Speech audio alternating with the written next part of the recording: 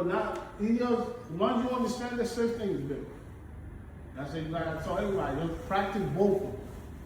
The written on the Yeah, on the system. because once you get the hand on the first, you know, the first season, they say, for the practical, you'll be able to understand the system. Because they're gonna ask you multiple questions. Like, my mistake was I practiced one first, stop, then do the practical. That was my mistake with that. Yeah. I should have been practicing on both.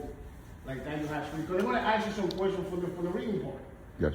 And then you won't be stuck like, yeah, I already know that. Well, it says you actually practice both the written and the practical at the same time. That's why we give people access to both at the same time. So you can really, this is what people don't understand. The EPA 608, the written and the practical, they're all really the same They're test. the same. You pretty much, you gotta be able to flow on the test. You hear when Tori said you gotta be able to flow? Yeah. The problem that people have is that they'll study for one test at a time. So they'll study for the EPA, then they'll study for the written, then they'll study for the practical.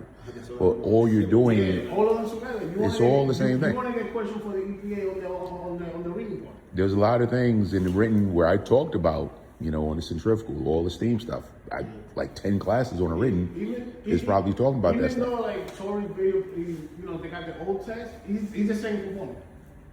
You just gotta be able to flow. They want to ask you for a lot of questions. Because my troubleshoot on the centrifugal was flow switch. Or which when the pump don't have insufficient flow of water, which one that actually gonna like shut down. If it said chiller, is the supply. If it said condenser, is the condenser out return. Now if they say the vacuum pump on the tank got a flow switch.